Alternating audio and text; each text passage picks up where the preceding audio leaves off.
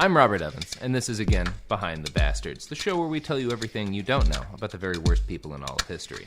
Now, normally at least, that's what the show is about, but this week we're talking about, the Nazis, the modern Nazis, the Nazis who are marching in the streets of America right now, and who in fact were marching in the streets of Washington, D.C. just a few minutes before this podcast was recorded. In part one of this episode, we dissected the new Nazi movement and how it's changed since Charlottesville. And in this episode, we're going to be talking about what we saw at the Unite the Right 2.0 rally. And more to the point, we're going to be trying to answer the question, is it a good idea to punch Nazis? Now, first I should say, nobody that we're going to be talking with today punched a Nazi at today's rally. It went pretty much as well as these sort of things can go, but it's still a question I think is worth debating. If you spend any amount of time online in anti-fascist activist circles, you will come across this Hitler quote, probably next to a picture of Richard Spencer getting punched in the face.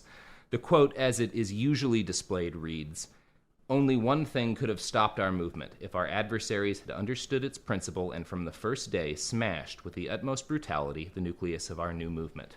And that's an Adolf Hitler quote. And Hitler did say those words, but he did not say exactly those quotes in that order, as is usually the case with online quotes attributed to any sort of famous person. It's a little bit wrong. So I'm going to read the actual Hitler quote, which was given during a speech in 1933. "Only one danger could have jeopardized this development if our adversaries had understood its principle, established a clear understanding of our ideas, and not offered any resistance. Or, alternatively, if they had from the first day annihilated, with the utmost brutality, the nucleus of our new movement." So you see the difference there. In the quote that's usually spread around online, it says Hitler was basically saying the only thing that could have stopped us was if people had beat us up in the streets during our rise to power. The actual quote is Hitler was saying two things. We could have been stopped if we'd have been beaten up in the streets, or if people had very clearly and very cogently elucidated what we were about, what we wanted, and made it clear to everyone what our goals were and what our plans were. That could have stopped us too, especially if the people doing it had been nonviolent. So Hitler's opinion on the matter is a little bit more multifaceted than is usually presented, and so the question of whether or not it's a good idea to punch Nazis is a little bit more complicated than anti-Nazi activists like to feel. And I say this as someone who has just done some anti-Nazi activism, so I'm not inherently against the idea of hitting these people either. It's a complicated issue. I think there's a couple of things we need to keep in mind before we get into our discussion. One of them is that in the 1920s and 30s in Germany, during the rise of the Nazi Party, there were constant riots and running street battles all across Weimar Germany. And in the mid-1920s, when this was all going on, Berlin was known as the reddest city in Europe. As we talked about on our Non-Nazi Bastards episode, Berlin was, if you were gay, if you were trans, if you were progressive, maybe the best city in the world to live in. And it was very much not a friendly place for Nazis. The rally we were just at had 50 or so Nazi activists or less and several thousand anti-Nazi activists. And it wouldn't have been very different in Berlin when the Nazis first arrived. Now, the guy that Hitler put in charge of Berlin when the Nazis first started trying to make inroads into the reddest city in Europe was Joseph Goebbels.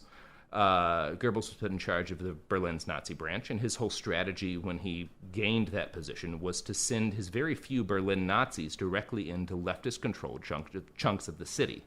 Now, Goebbels' Nazis would fight with anti-fascist activists, with communist activists, with leftist activists, and there would be street battles. And the Nazis lost a lot of these street battles. They lost a lot of people. Some of them were killed. But the violence that this incurred helped inspire conservatives within the German government to be afraid of the anti-Nazi activists. So it's not clear that fighting Nazis in Berlin helped stop them. Political moderates were alienated by the violence, and since they were closer to the far-right Nazis than the far-left anti-fascists, well, the conservatives wound up making cause with Hitler. And that's more or less what happened. That was the Nazis' plan from the beginning, and it worked out.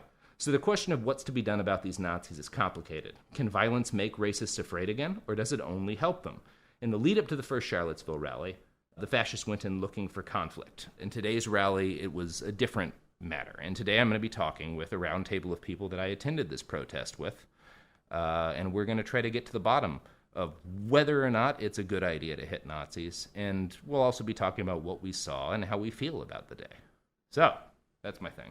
There's a little bit of time dilation between what the users or listeners listening are going to hear and what has happened in the conversation. So from y'all's perspective, I just finished reading a speech about whether or not it's a good idea to hit Nazis. And from our perspective, we've been drinking for 90 minutes or more after getting done yelling at Nazis all day. So the listener should be aware that nobody is sober in this situation. And that now we're going to talk about whether or not it's a good idea to hit Nazis. And also what happened at this Nazi protest in D.C. So let's go around the room and introduce our talkers about their Nazi yelling at experiences. That was good. That was a good line. Yeah, I feel good about that. Well, one of the things that we saw early on... Give me your name. My name is Hannah Ettinger. I was on the last episode over, and my podcast is Kitchen Table Cult. I host that with Kieran Darkwater. So one of the things that happened early on this morning was at the Foggy Bottom metro station right after the Nazis got off the train. There were about 30 or so of them, maybe less. There was this really fantastically angry old white guy with a British accent. He was like an aging punk or something. He was like an aging punk or something, yeah. And he was calling them you wankers over and over. He was pissed. And he leapt over the cops to try to, like, I don't know, express his rage. And he had a bike, and he like fell into the. He wanted to hit some Nazis. He fell into the bike, and they were shoving him, and the cops hit him, and he got kicked. He got kicked. It was rough. I tried to get on video and I missed it, but whoever you are, you're our hero of the day, and this podcast is dedicated to you. Yeah, random British guy who did one of the best leaps over a line of cops I've ever seen to try to punch a Nazi in the face. Regardless of what we land on, vis-a-vis hitting Nazis is a good idea, you're a hero. And I want that to be clear to everybody, that I think that man is a hero. Should I ever run into you again? I'm not sure if I would recognize you because things were pretty nuts, but if I should ever run into you again, I will buy you a beer. Perhaps several beers. Please. Give us a shout out. We'd like to buy you a beer. All right. Nick, you should introduce yourself. I am Nick Wood. I am a former Marine. I'm currently an apprentice farmer. I'm also a science fiction writer, and I'm kind of on team punch Nazis until they can't see. Mm-hmm. Oh, my name is Laurent Morel. It's my first protest ever in life, so I'm overwhelmed with different feelings and emotions right now of what I saw and how I felt. But punching Nazis is definitely something I did not. I felt at one point, but then it gradually went away as the protest went on. What are you feeling right now? Oh man, I don't know. I can't believe that people are still out here doing things that my grandmother told me about. You know, I'm still fighting the fight that my grandmother and grandfather was fighting many years ago. I feel like we settled this twice. Twice, at like, least. How many fucking times do we have to keep kicking the shit out of the fucking Nazis? But, well, kind of the way I feel, you're talking about how Hitler was saying that either people being very, like, intellectual about it and very cogent, like, understanding that these guys are evil fuckers and then just, like, not fighting them, or them getting the absolute ever-loving shit kicked out of them. Like, I'm kind of on team kick the shit out of the Nazis because, they want to eradicate me and everyone that looks like me from existence. But the thing is, I think that the only way for that to be effective is it's more effective when, like, the town kicks the shit out of the Nazis and not a team of anti-fascists kicks the shit out of the Nazis. Because when it's, like, 25 Antifa fighting 25 Nazis or whatever is going on, or what, there's obviously the odds change, but like when it's a small group of Antifa fighting the Nazis, then you can be like, well, there's good or bad people on both sides, or people can be like, well, violence is never the answer. But when the entire town of, Washington D.C. gets up and like kicks the shit out of all of the Nazis, what that says is, don't come to Washington D.C. if you're a fucking Nazi.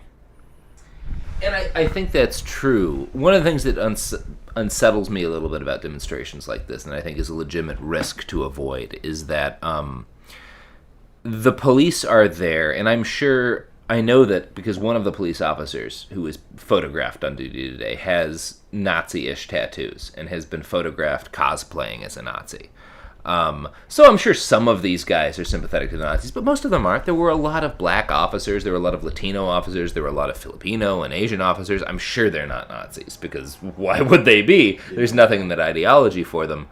But the nature of a protest and the nature of the police protecting this tiny number of protesters from a much larger number of counter-protesters means that the police become the opposing force. And I don't know how to fix that, but I don't think that's a healthy development, because it shouldn't be the police versus the anti-fascists trying to get at the fascists. It should be, as you say, the community, the nation, everybody being like... And maybe that's a free speech thing. Maybe we need to say that, you have freedom of speech, but you don't have the freedom of speech to yell fire in a crowded theater. Likewise, you have freedom of speech, you don't have freedom of speech to advocate for genocide and racial cleansing. And maybe we don't give these people a platform to speak. So the police aren't put in a situation where they're protecting them, so that we don't have anti-fascists yelling at police because they want to get to the Nazis. I don't know what the solution is, but it's... Clearly, it can be done better than it's being done. I think that kind of on that topic, one of the things that would help is basically... So, to preface this, we have seen multiple situations where the cops go a little off script and fuck up the counter-protesters. We saw that shit in Portland where a cop fired a tear gas grenade at the back of somebody's head. And we've got pictures of the cops after that happened. Critically, the back of his head. At the back, yeah. Not a guy charging him. They're grinning. They're like, this is fucking cool. Yeah. And the thing is, that happens to anti-fascists and Black Lives Matter and anyone fighting these assholes all the time. The cops will fuck up the people fighting the Nazis or the racists or whatever fucking assholes out there. But we don't ever see the cops break rank when it comes to dealing with the Nazis, when it comes to protecting the fucking Nazis.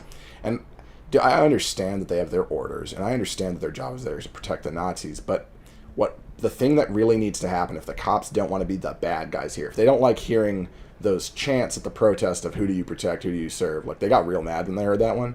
And, I mean, I like that. But they, if they don't want to hear those protests, then they need to be just as willing to occasionally break the rules and fuck up the Nazis, or let the Nazis get fucked up, as they are to fuck up the counter-protesters. It's again, one of those axiomatic things. Either they need to be perfectly disciplined at fully protecting the Nazis and the anti-fascists. Like, they need to be either they need to be utterly impartial mediators in this situation, which they are not, or they need to let the Nazis get fucked up sometimes so the Nazis don't get to think the police are on their side. One of the things that is really telling about that observation is you know who is vulnerable and who is not in that situation. The ones that the police are not going to break the rules around are the people who have the actual power.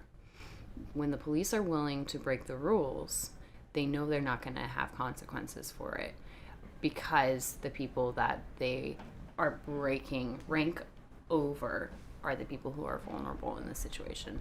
So, like with the situation in Portland, the anti-fascist protesters are the vulnerable people here.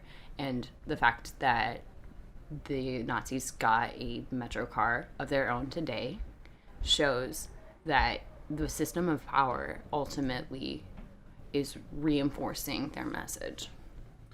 And I think, so this is one of the things that scares me, is I am very sympathetic to the anti-fascists. I'm very sympathetic to activists today. When there are chants like, who do you protect? Or when there are chants of fuck the police, I understand the motivation, because the police in this country, I think if you're a reasonably well-informed person, you understand there's problems with law enforcement in this country. There's issues with how it goes down. The fascist activists, and less these activists than other activists, have been very good at getting the police on their side. And there are there's evidence of this fact. In March 13th, a Homeland Security analyst in an email to local law enforcement in Tennessee noted that the Traditional Workers Party, which is one of the groups that was behind the first Unite the Right protest, quote, typically is not the issue, but rather opposing groups. In April, police in Georgia, and this is April of 2017, police in Georgia revealed they planned for mass violence at a local rally based on rumors that were spread by a far right-wing 3%er, which is like a militia group Facebook account that was claiming that there would be 12,000 anti-fascists at the party or at the protest, and that they would be looting and rioting and whatnot. The police trust these people more than they trust the anti-fascist activists. And I'm sure some of that has to do with the fact that a lot of police officers, or a number of police officers, have biases of their own, but some of it has to do with the fact that all of the racists at these rallies are nice to the police, and all the anti-fascists are yelling at them. And I'm not trying to be like, feel sorry for the police or whatever, because that is not my concern. But there are some concerns to keep in mind, including the fact that California police in a variety of counties have been recorded working with fascist activists against anti-fascist activists. There was one case of a fascist activist who had been arrested on a domestic violence charge, and the police, rather than investigating him on that, started questioning him on trying to get the names and identities of anti-fascist activists based on their pictures, and then assured him, we're not looking at you as a perpetrator, we're looking at you as a victim. It was a fascist that they were questioning. Yeah, a fascist they were questioning.